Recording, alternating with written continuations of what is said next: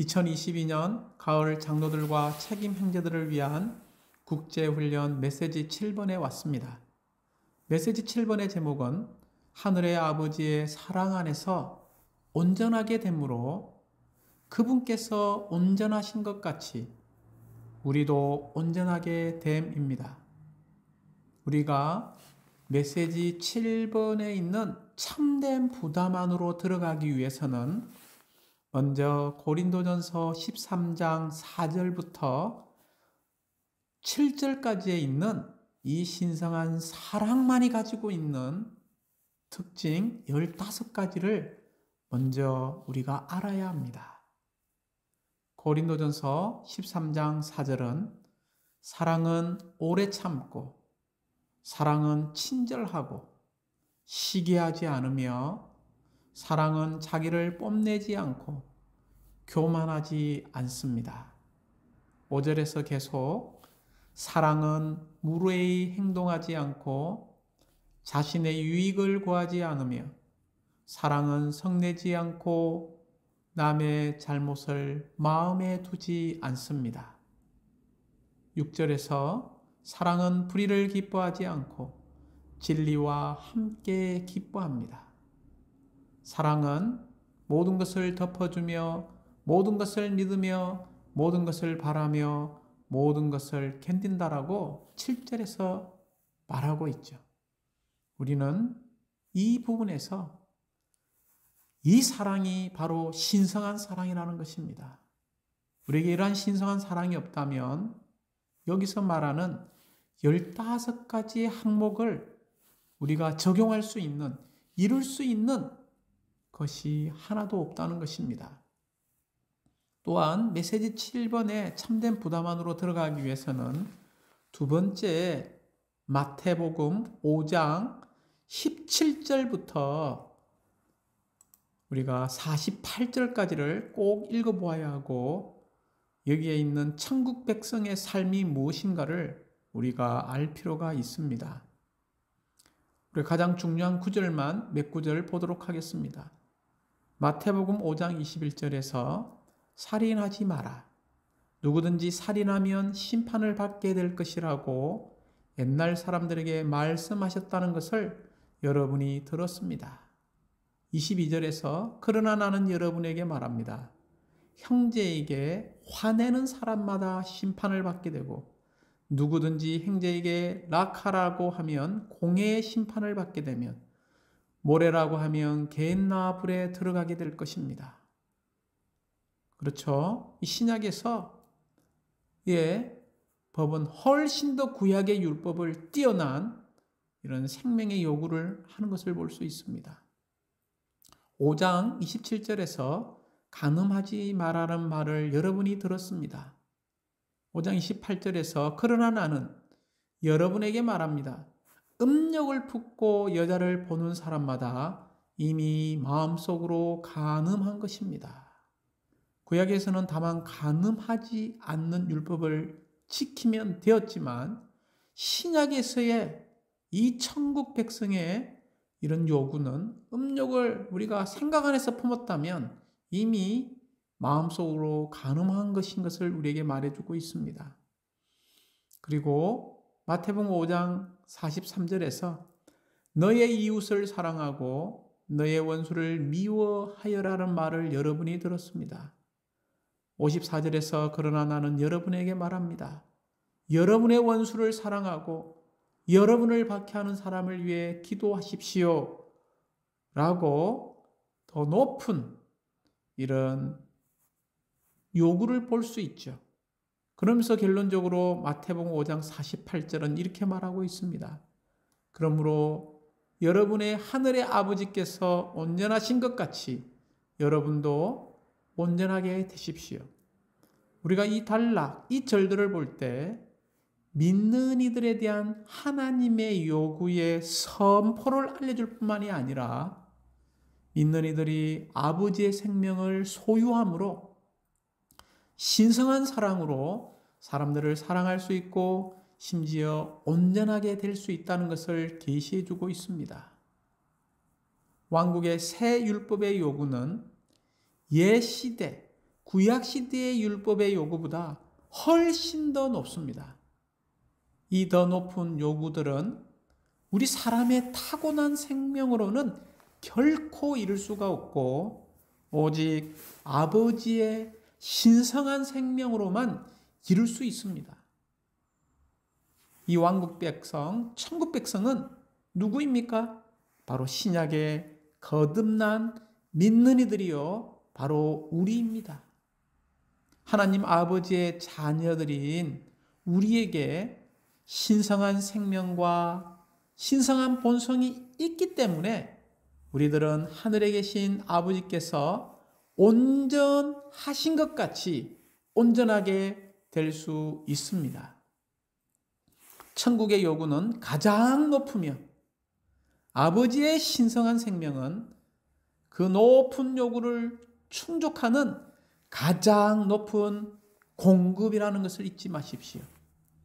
구약의 율법의 요구들은 사람이 능력이 없다는 것을 증명하기 위해서 주어졌다면 신약의 계명들의 요구들은 하나님께서 능력이 있으시다는 것을 증명하기 위하여 주어졌습니다. 그러므로 사랑하는 자매님들, 가장 높은 이 신성한 생명에 의해 우리는 하나님의 가장 높은 요구들을 이룰 수 있다는 것입니다. 이것이 메시지 7번의 첫 번째 우리가 붙잡아야 할 부담이요, 우리가 적용해야 되는 그런 계시를 우리에게 보여주고 있습니다. 그럴 뿐만이 아니라 베드로후서 1장 4절에서 신성한 본성에 동참한 사람들인 우리를 언급하고 있습니다. 그럴 뿐만이 아니라 요한일서 4장 12절에서는 우리가 서로 사랑하면 하나님께서 우리 안에 거하시며 그분의 사랑이 우리 안에서 온전하게 됩니다라고 말하고 있습니다.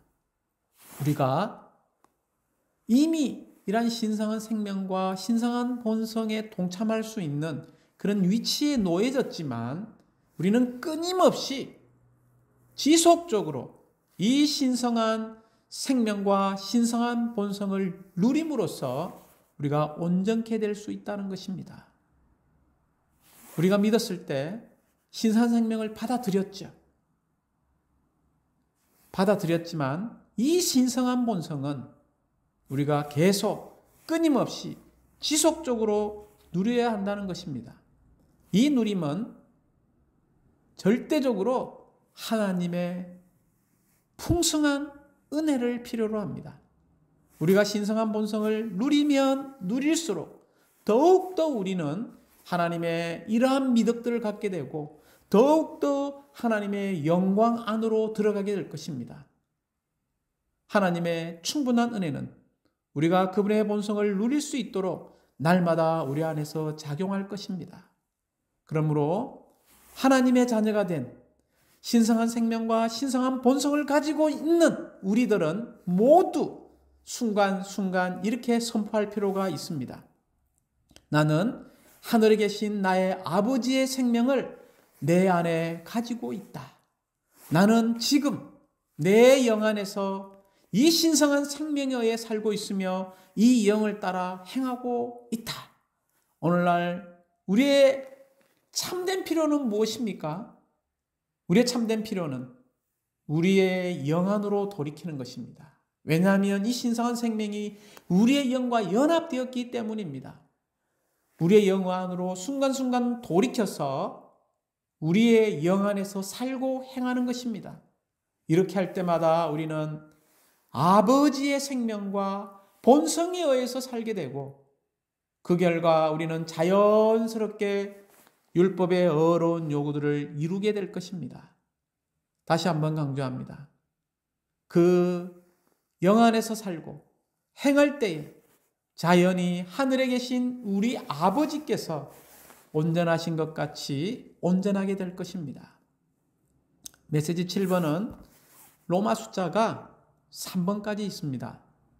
로마자 1번은 마태복음 5장 48절을 사용해서 우리에게 하나의 놀라운 계시를 보여주고 있습니다. 이 계시는 바로 하늘의 아버지께서 온전하신 것 같이 우리도 온전하게 될 수 있다는 것을 계시해 주고 있다는 것입니다. 마태복음 5장 48절은 그러므로 여러분의 하늘의 아버지께서 온전하신 것 같이 여러분도 온전하게 되십시오. 이 말씀 구절 안에 높은 하나님의 이런 요구의 표현이 있을 뿐만이 아니라 이 구절 안에 또한 이 높은 요구의 표현을 이룰 수 있는 높은 신성한 생명의 공급의 표현도 있다는 것을 우리가 만져야 합니다. 그러므로 로마자 1번은 우리에게 계시를 보여주고 있는데 그 계시는 무엇이라고 이야기했습니까? 바로 하늘의 아버지께서 온전하신 것 같이 우리도 온전하게 될 수 있다는 것입니다. 로마자 2번은 우리가 온전하게 될 수 있다면 우리가 온전하게 되는 길을 가야 하는 것이죠. 온전하게 되는 것은 많은 과정들이 필요합니다. 왜 길이 있습니까? 우리가 가기 위해서 길이 있죠. 그러므로 로마자 2번은 하나의 과정, 곧 우리가 온전하게 되는 이 길을 제시해주고 있습니다.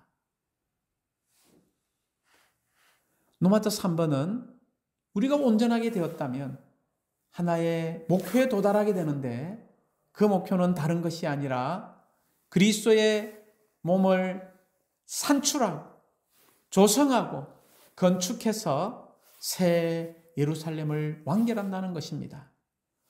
온전케 된 그 결과는 무엇입니까? 바로 새 예루살렘을 완결하기 위해서 바로 그리스도의 몸을 건축하는 것이라는 것입니다. 우리가 이러한 로마자 1번과 2번과 3번의 중점을 붙잡은 다음에 로마자 1번으로 다시 들어가 보겠습니다. 로마자 1번은 계시와 관계된다고 이야기했죠. 하늘의 아버지께서 온전하신 것 같이 우리도 온전하게 될 수 있다는 이 계시를 우리에게 보여주고 있죠. 그러므로 첫 번째 마태복음 5장 45절을 읽어보면 여기에 여러분의 아버지의 아들이라는 표현을 쓰고 있습니다. 여기에 아버지의 아들, 아버지, 곧 그분이 우리 아버지죠. 우리가 신성한 생명 안에서 거듭난 믿는 이들이라는 것을 보여주고 있죠. 그러므로 우리 모두는 이 놀라운 아버지 하나님의 신성한 생명과 신성한 본성을 가지고 있는 하나님의 자녀들이라는 것입니다. 따라서 우리 모두는 하늘의 아버지께서 온전하신 것 같이 온전해질 수 있습니다. 특별히 이런 높은 왕국의 새 율법의 요구는 우리의 타고난 생명으로 결코 이룰 수 없다고 이야기했죠. 오직 아버지의 신성한 생명으로만 충족될 수 있습니다. 아버지의 신성한 생명만이 이 높은 하나님의 요구를 충족할 수 있고 아버지의 신성한 생명만이 그 요구를 충족하는 또한 가장 높은 공급이라는 것입니다. 거듭난 왕국 백성 안에는 놀라운 새 생명이 있습니다.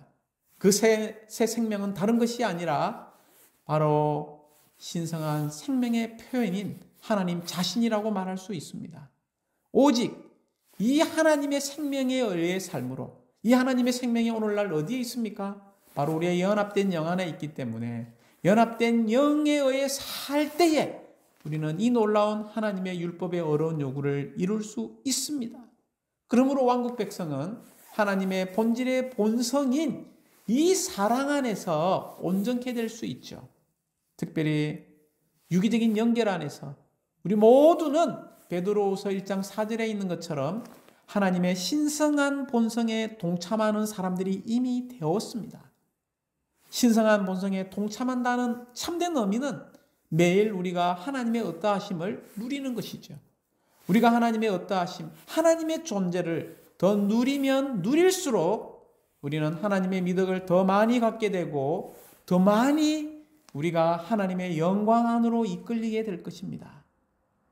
그러므로 우리가 신성한 본성을 누리는 것은 사실상 현재와 영원 모두를 위한 것이라는 것을 우리가 마지막에 보게 될 것입니다.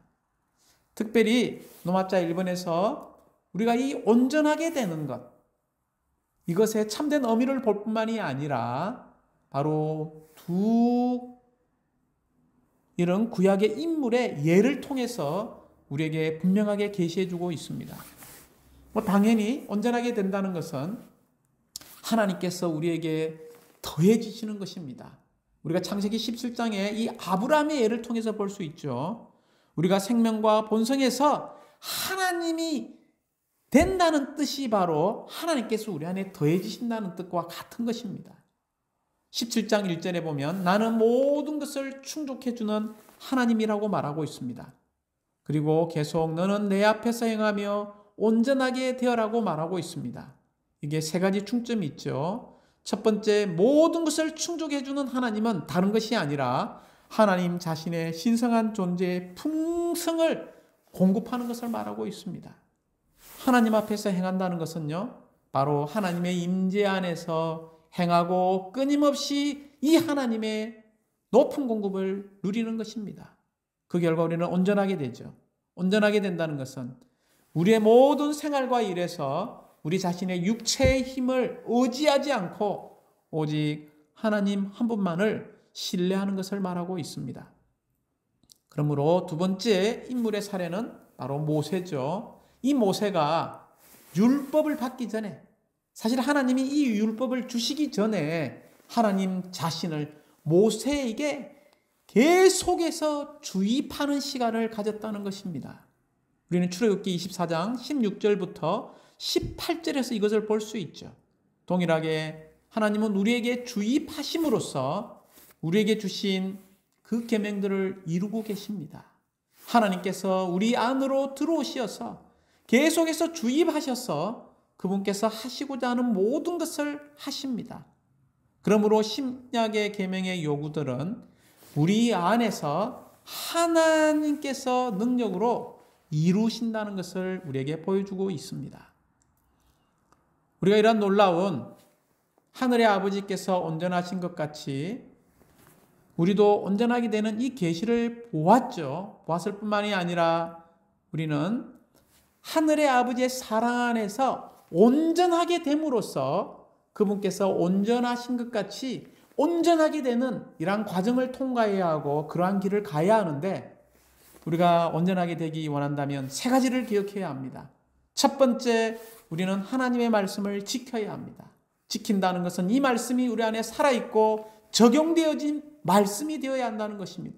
그러므로 순간순간 우리는 이런 말씀을 우리의 입에서부터 시작해서 먹어야 합니다. 입에서부터 이 소화가 시작되어야 합니다. 이러한 말씀을 읊조리고 또 되새김질할 때에 우리는 이러한 하나님의 말씀을 지킬 수 있을 것입니다. 요한일서 2장 5절은 이렇게 말하고 있습니다. 누구든지 그분의 말씀을 지킨다면 참으로 하나님의 사랑이 그 사랑 안에서 온전하게 된 것입니다. 우리가 첫 번째 온전하게 되기 위해서 가는 길은 하나님의 말씀을 지키는 것입니다. 두 번째는요, 우리가 서로 사랑하는 것이죠. 요한일서 4장 12절은 우리가 서로 사랑하면 하나님께서 우리 안에 거하시며 그분의 사랑이 우리 안에서 온전하게 됩니다라고 말하고 있습니다. 세 번째 온전하게 되는 길은 우리가 하나님의 말씀을 참되게 지키고 서로 사랑한다면 우리 안에 온전한 사랑으로 말미암아 두려움을 쫓아내게 될 것입니다.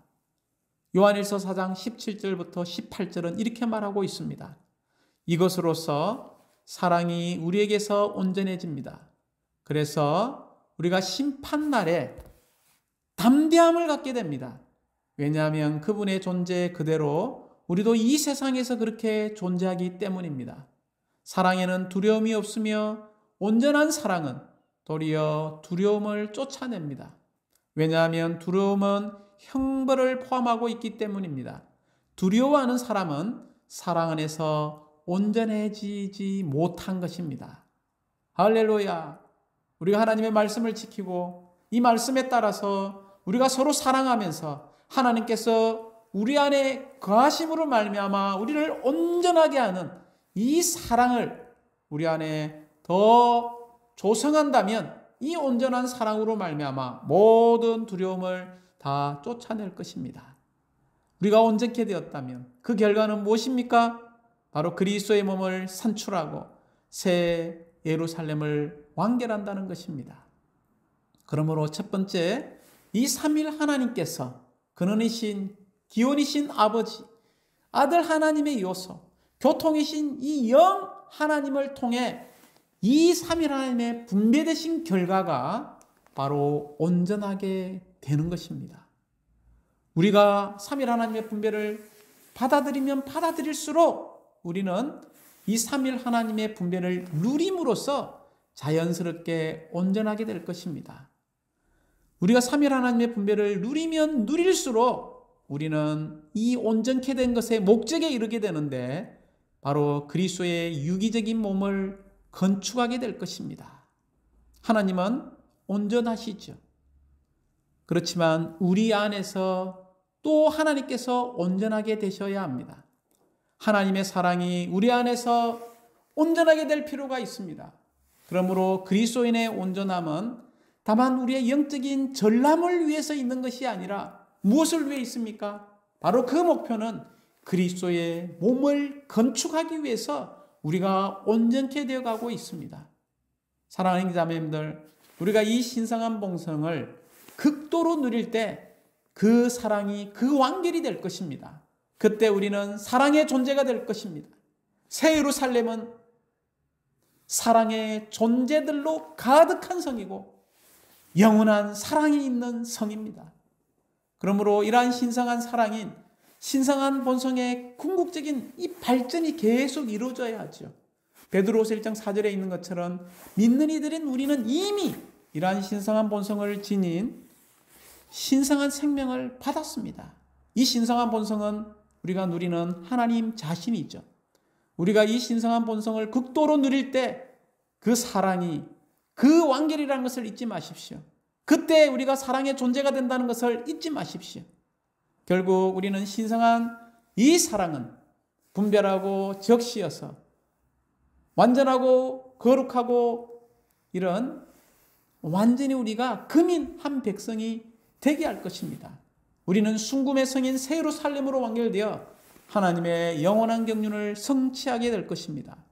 사랑하는 자매님들, 그러므로 우리는 이런 사랑의 성, 영원한 사랑의 성인, 사랑의 존재들로 가득한 이러한 새 예루살렘 성이 되도록 우리는 하나님의 경륜에 따라서 이러한 새 예루살렘을 이루어내기 위해서 성도들을 가르치고 목양하는 이 길을 우리가 함께 신실히 갈 필요가 있습니다. 주님을 찬양합니다.